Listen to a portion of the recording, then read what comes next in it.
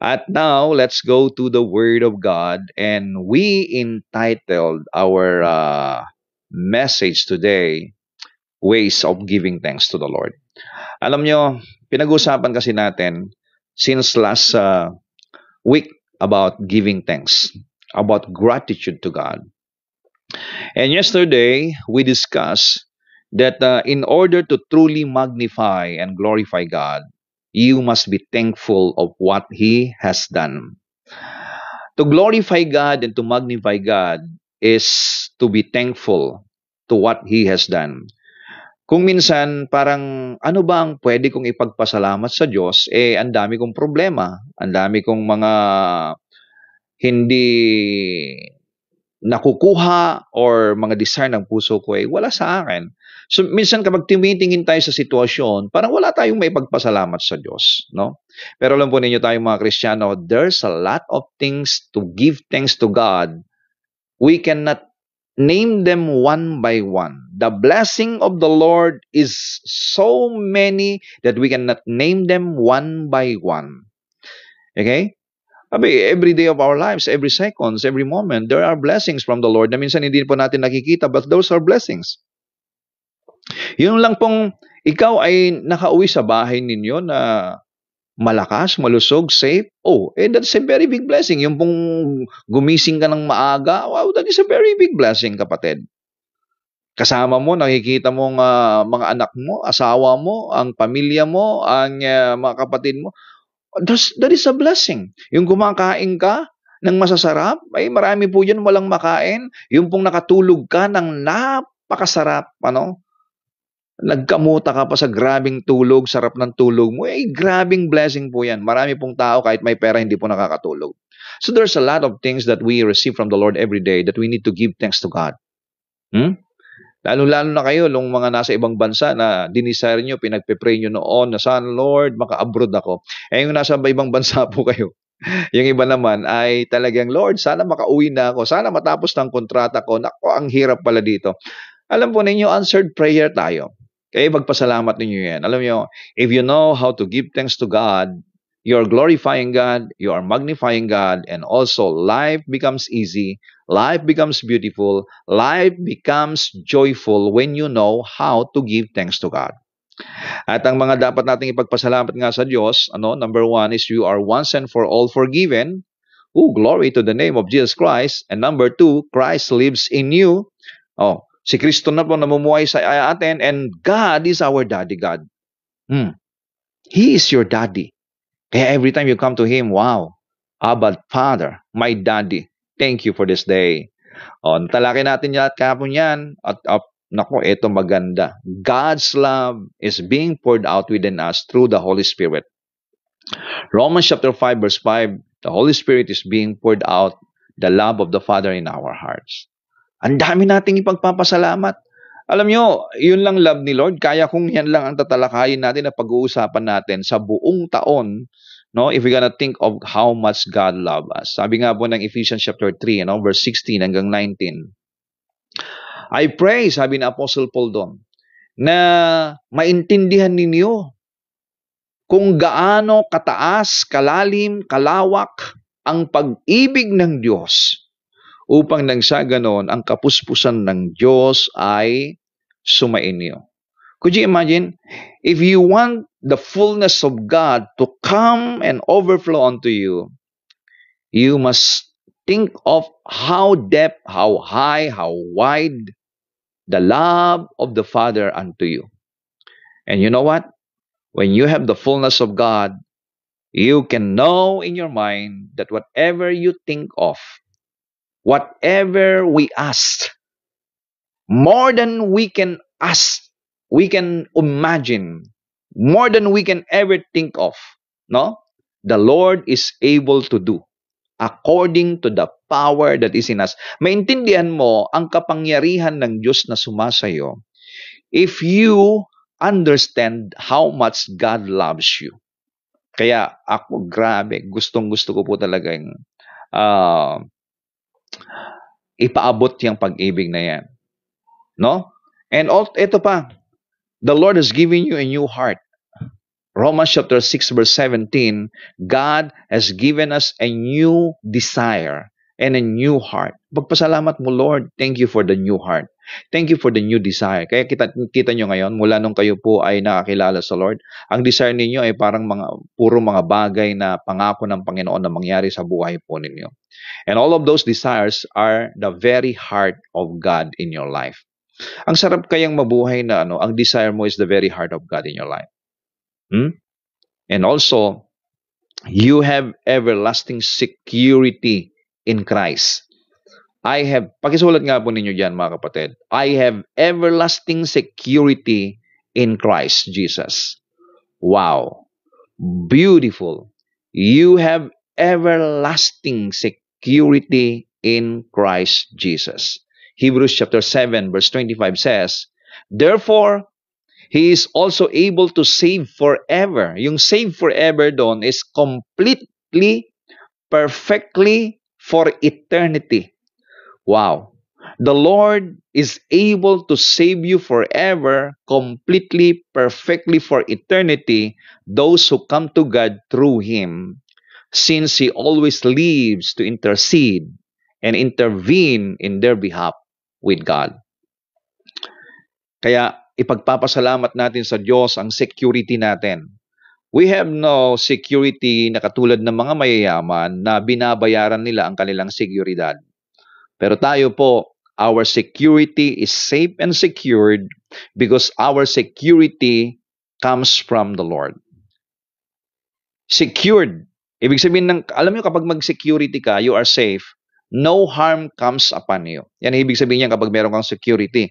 Bago dumating sa iyo yung harm or any evil attack, ay sasalain or sasalagin ng iyong mga security.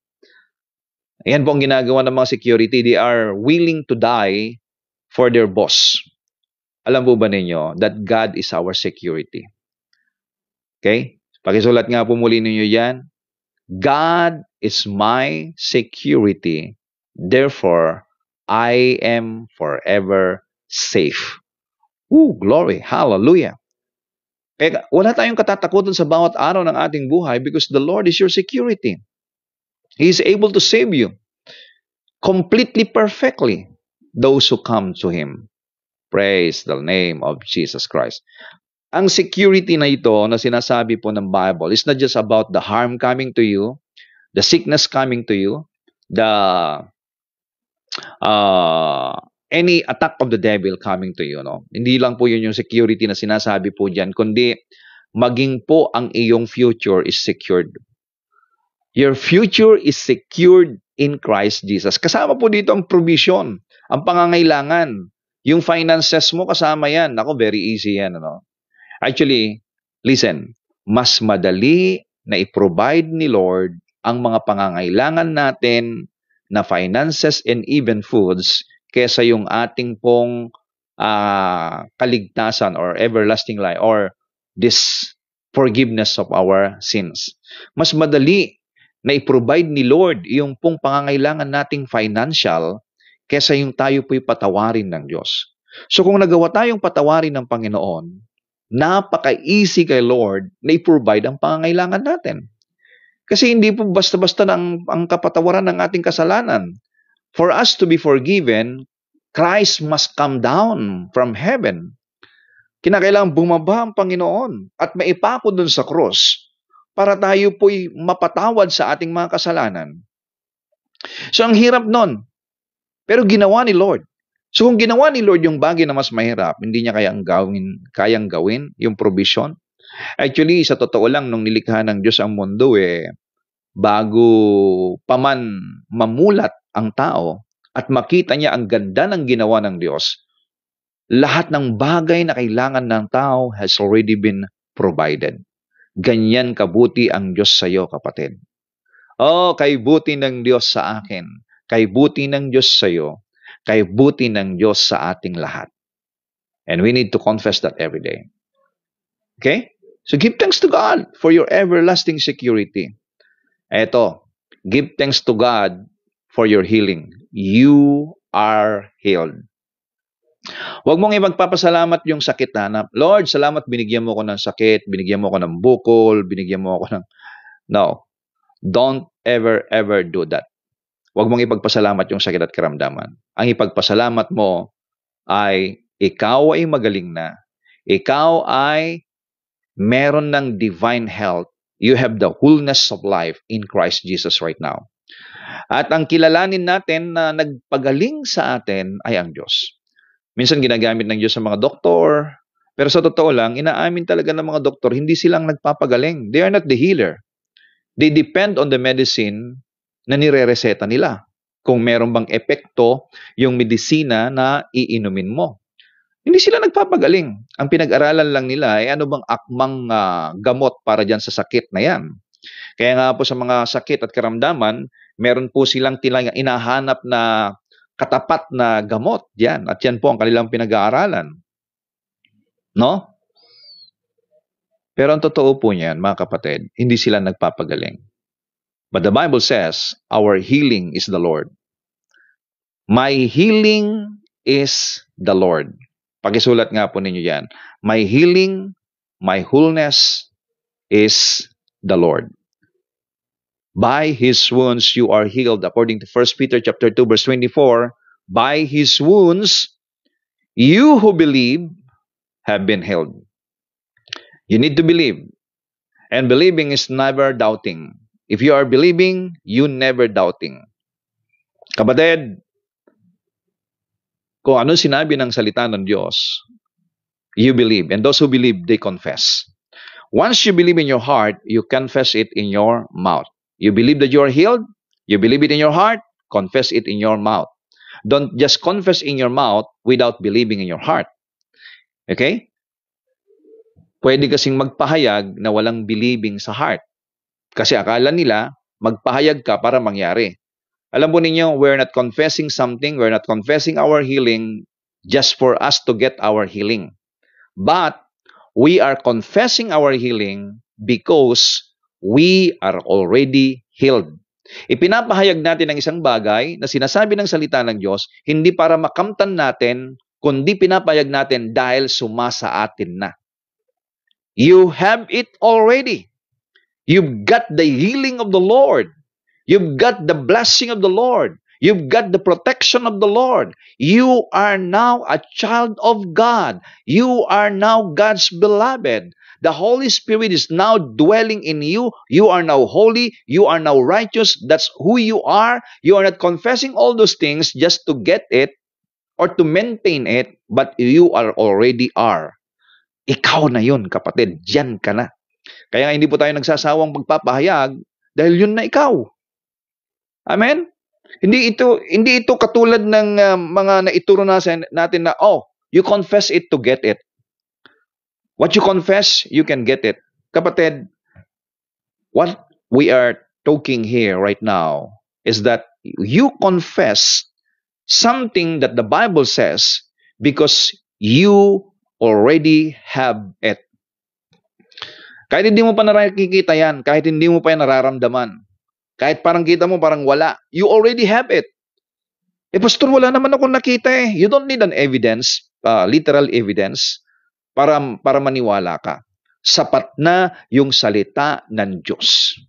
Sapat na yung sinabi ng Diyos na you are healed. And because the Bible says you are healed, then you give thanks to God. Again, kapag ikaw nagpapasalamat sa Diyos, ipinapahayag mo sa Panginoon na nasayo na yung bagay na yan. Ipinapahayag mo na tinanggap mo na yung isang bagay kapag ikaw ay nagpapasalamat. Nasa sayo na. Oh, glory to the name of Jesus Christ. That is the power of giving thanks. And when you do that, again, you are magnifying the Lord. You are glorifying the name of the Lord. And this is Christianity, kapatid.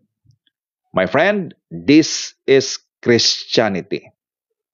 It's all about giving thanks to the Lord. And as you confess all of what God has done for you, you are magnifying the Lord, you are giving thanks to God, you are glorifying His name, you have an intact relationship with Him. Ooh, very close.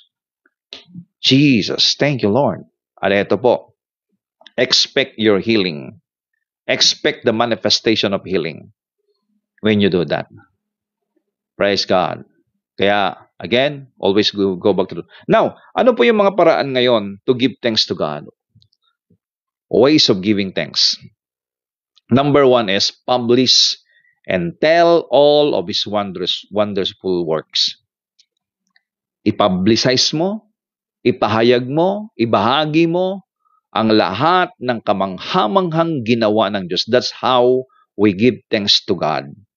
Kaya nga po meron tayong mga labi, that our tongue will utter the word of giving thanks to God. Psalms 26 verse 7 says, that I may proclaim with the voice of thanksgiving and declare all your wonders. Ang sarap pong magpahayag. Eto, pansinin ninyo, kung kayo po ay nakaka-experience na ng pagpapahayag ng kabutihan ng Panginoon, sa lahat ng mga tao na iyo pong nakakausap at kakilala, kaibigan, kamag-anakan, lalong-lalo sa member of your family, na kapag tayo po'y nagpapahayag, lumalakas po ikaw. Alam niyo kung bakit? Because what you are speaking is life. The wonderful works of the Lord is life. Habang ipinapahayag mo yung buhay, you are transferring the life that comes from God's Word to people. And also, dahil naririnig mo yung ipinapahayag mo, ikaw ngayon ay lumalakas din. Na-energize ka. Oh, that's the secret, ano? Kaya nga, yung po mga may problema talagang na nagpapahayag kahit ng kabutihan ng Diyos, kahit meron silang mga problema, parang hindi nila iniinda yung mga problema. Pastor, ikaw, parang wala kang problema. Bakit araw-araw nangangaral at yung ngiti mo ay ngiti ng pinagpala? Of course, we are blessed. At hindi ibig sabihin na nangangaral ka araw-araw walang problem. There's a lot of problem. We have, and I tell you, baka yung problema po na pinapasan natin ay hindi nyo kayang pasanin kapag ikaw ang pumapasan nito. Kaya lang, sabi nga po ng Bible ay, the Lord knows the measure of test coming into you. Sinasala ng Lord yung pong testing na darating sa bawat tao. Dahil alam ni Lord ang kakayahan mo, kapasidad mo, kung ano yung kaya mong pasanin na problema, yun lang ang kanyang papahintulutan darating sa iyo. Kaya kapag dumating yung problema na yun, huwag mo sabihin na, Lord, ang bigat nito. Lord, hindi ko na kaya to. No, kaya mo yan.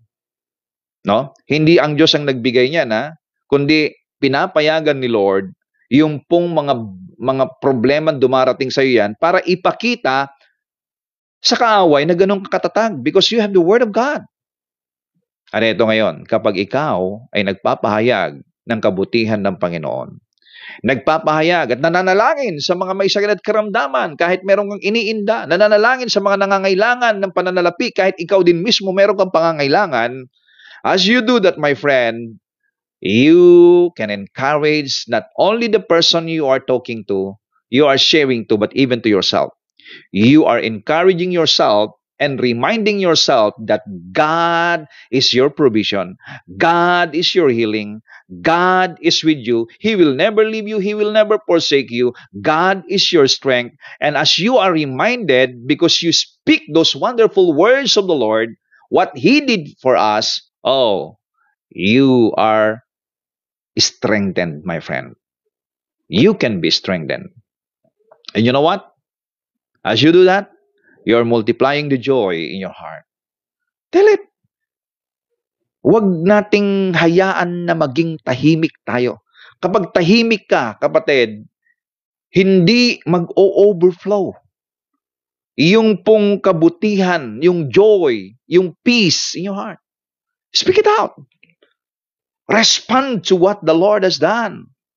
Publish and tell all of those wonderful works of the Lord.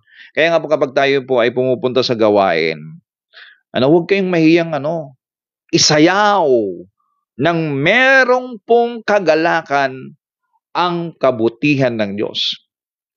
Kaya wag na wag kayong magpapalit sa mga gawain, sa mga lalong-lalo na sa worship, no? Bago magsimula ang gawain, dapat nandun ka na sa gawain. Huwag mong kasanayan yung malate, kapatid. Huwag mong kasanayan yan. Ang kasanayan mo ay tulog pa si pastor, nasa church ka na. Para kung halimbawang di pa naayos yung mga upuan, di pa naayos yung hall, hindi pa inayos ng mga music team, no, after the practice, ay ikaw magayos. At kung makita mong merong mga dapat na ayusin doon, may pupunasan, those are practical. Alam nyo, serving the Lord is not just when you are playing guitars, strumming the guitars, or beating the drums, or sharing God's words in the pulpit. Hindi lang po yan ang paglilingkod sa Lord. Kasama sa paglilingkod sa Panginoon, ang pagpupunas ng upuan, pagwawalis, pagpupunat ng mga toilet, no? At lahat yan, yung pong pagkamay at pagngiti sa mga darating na mga kapatid po natin, your smile is a very big encouragement to those brethren coming into the church. That is also the way you can serve God. At alam mo ba ninyo, ang paglilingkod ay dapat bunga ng ating pasasalamat sa ginawa ng Diyos sa atin. Serve the Lord with gladness. Oh, glory to God. So, how to give thanks to God? What are those ways? Publish it. Tell it. Share it. Proclaim it. No? And number 2 is that offer to God and pay your vows. Ano mang mga pledge mo, ano mang mga promise mo sa Panginoon. Diba? Ano yung inilagay ni Lord sa puso mo na sinabi mong gawin mo? Gawin mo yan. Kasi ganito yan habang tayo po yung nagpe-pray, inilalagay po ni Lord sa puso natin yung kanyang desire. And what are those desires of the Lord na ipaglilihi habang ikaw ay nasa kanyang presensya, ay nababanggit po natin, no? Na ito po ang gagawin. So whatever your words of promise, pledge, and vow, do it. Sabi nga ng Psalms 50 verse 14, offer to God the sacrifice of thanksgiving and pay your vows to the Most High. Pay your vows to the Most High. Katulad ni Israel, itong si Jacob, nung napanaginipan niya ang Panginoon sa kanyang pagtakas, nung tinakasan po niya si Esau. Doon mo sa Bethel, nanaginip po siya. At alam nyo, meron po siyang vow. Kung ililigtas mo ako, kung pagpapalain mo ako, kung sasamahan mo ako, ano po ang vow niya? I will give. Sabi niya ganun, I will give the tenths of all my increase. Okay? So, minsan meron tayong mga vow kay Lord. Lord, maka-abroad lang ako. Lord, magkaroon lang ako ng negosyo. Lord, magkaroon ako ng ganitong income. Lord, magkaroon ako ng increase. Lord, magkaanak lang ako. Ayan. Idaton ko king kaapo. Bigyan mo lang ako ng anak, ibibigay ko sa iyo, Panginoon. Bagat sa mundo dumating ang anak, hindi na niya maibigay sa Panginoon. Sabi nung anak, maglingkod daw kay Lord. No. Pinalaki kita, pinag-aral kita, marami akong sakripisyo sa iyo, dito ka lang. Di ba? Parang kinokontrol natin. Katulad ni Ana. Si Hana, doon sa 1 Samuel, hindi siya nagkaanak, humingi siya sa Lord niyang anak.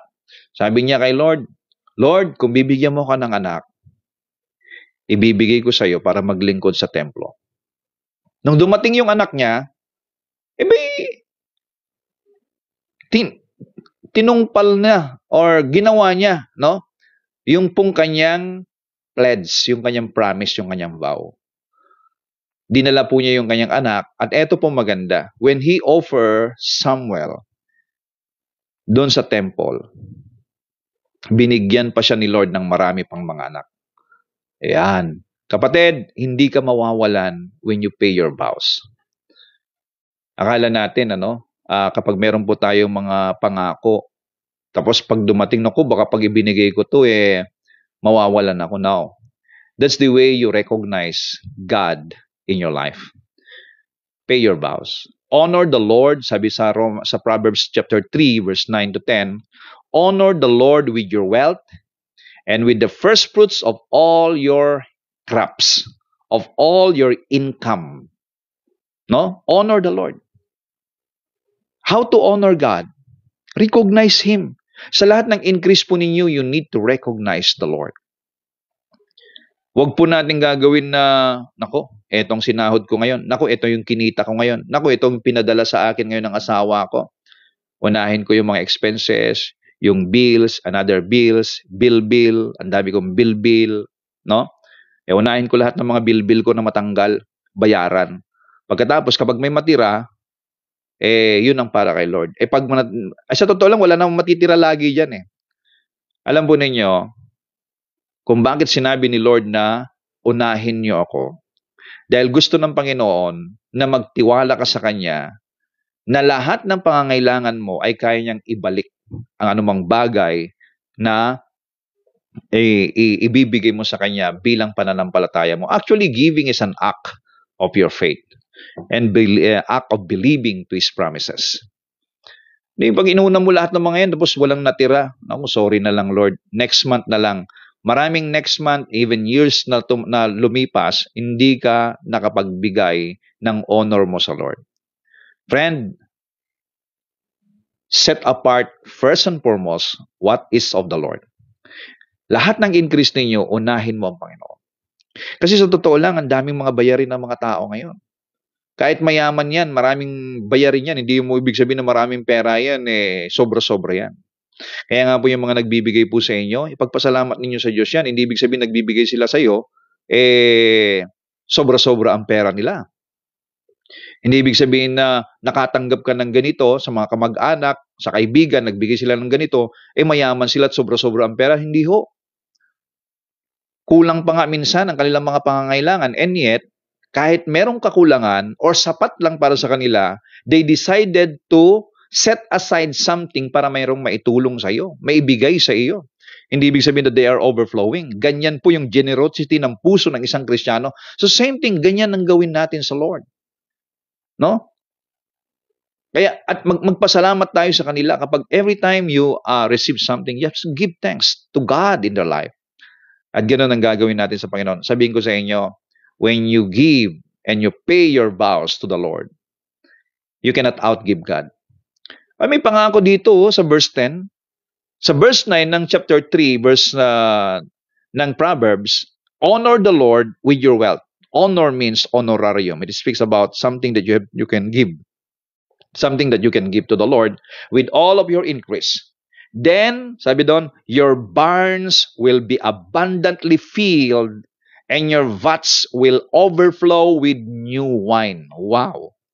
Ang katumbas ng mga to ngayon, yung barns and your vats, no? Yung pong mga bank account ninyo, yung pong mga baul ninyo, kung saan nyo tinatagong yung kayamanan, ay mapupuno, mag-uumapaw. Yung mga GCash ninyo, grabe yan. I tell you, honor the Lord. Well, we're not commanded to honor the Lord by force, na kapag hindi mo ginawa, there's curse. No. We are no longer under curse. We are under God's unmerited favor. Mga kapatid, ang gusto ng Panginoon is that you do that out of the overflow of how much you understand God loves you and what you receive from Him. Kaya gusto ni Lord yung kusa po. Giving your tithes to the Lord out of the abundance of your heart. Giving your offering to the Lord out of the abundance of your heart.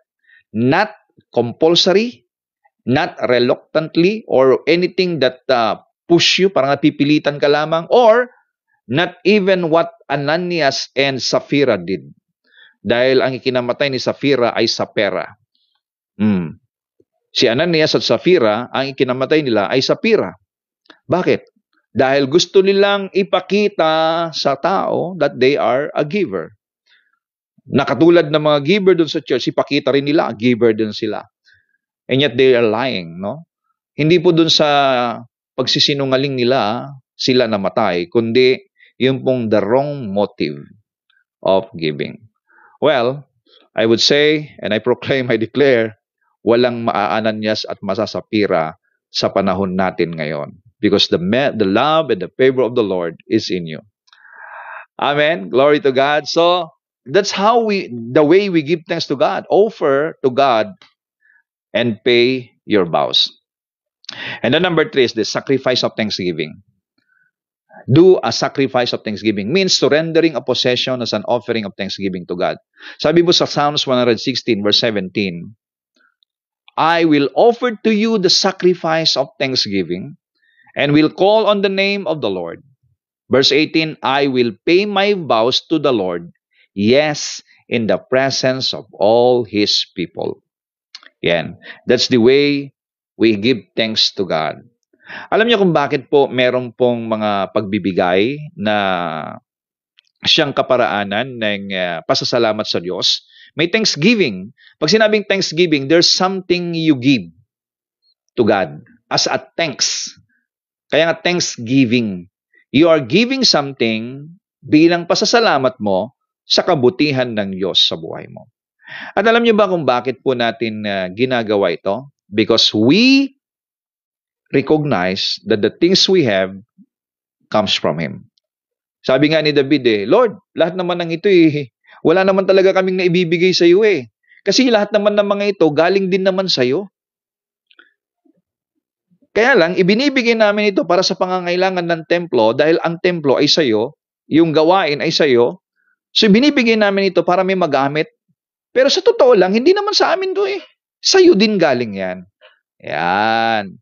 Kaya nga ganyan ang buhay natin umiikot ng mga Kristiyano. We're giving thanks to God something. And you know what? Why this giving ang gusto ng Panginoon? Because your giving is connected to your heart. Your giving is a way of worship, and that giving is connected to your heart. Not just a word coming out of your mouth, but there's something. Kasi lalong-lalo kapag may kirot, no? Bigat nito, talagang pinaghirapan ko to, tapos ibibigay ko lang ito. Alam po ninyo, if you are worshiping God with all of your heart, there is joy in your heart when you give to God. That's this way you give thanks to God. A sacrifice of praise. Glory to the name of Jesus Christ. Lalo na sa panahon natin ngayon. Ang dami po nating mga inaabot. And thank you for supporting the ministry that God entrusted to you and your pastor. Ano man at sino man ang sumusuporta, the Lord bless you. Expect a multiplied blessing to overflow into all your resources and good health to your family. I speak this and every one of you supporting this ministry. Alam niyo, ang ganda pagkasabi dito sa The Passion Translation, yung Psalms 116:17. Now I will worship you passionately and bring to you my sacrifice of praise. Soak with thanksgiving. Oh, glory to God. Alam po ninyo, ang ganda Alam niyo yan? Yung pong dinadala mo sa Panginoon ay pagsamba mo at dinadala mo na merong passion and bring it to you with sacrifice of praise, drenched or soaked with thanksgiving. Nakababad sa pasasalamat yun. Ano? Parang ganito, yung isang bagay, bago mo dalhin sa Panginoon, binababad mo, Lord, salamat po. Nasa mga bagay na pagpapala mo sa akin, eto, ibabalik ko, Panginoon, ang papuri, pasasalamat sa iyo. Alam sabi ni David, I will keep my promise to you, God, in the presence of your gathered people, just like I said I would. Kung ano sinabi ko, gagawin ko. Kapatid, those are the ways we give thanks to our God. Hallelujah. Please, speak it out, what the Lord has done for you. Offer to God and pay your vows and do sacrifice of thanksgiving.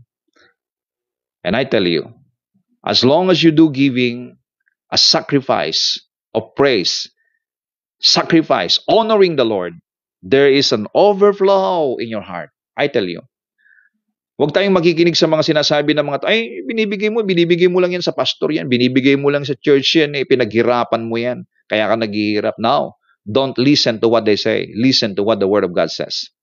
Kasi the devil doesn't want you to learn and to walk in this way of giving thanks to God. Kapatid, enjoy giving thanks to God every day. And I tell you, you have to expect a multiplied blessing because the more you sow, the more there's plenty of harvest coming to you. I declare this in Jesus' name.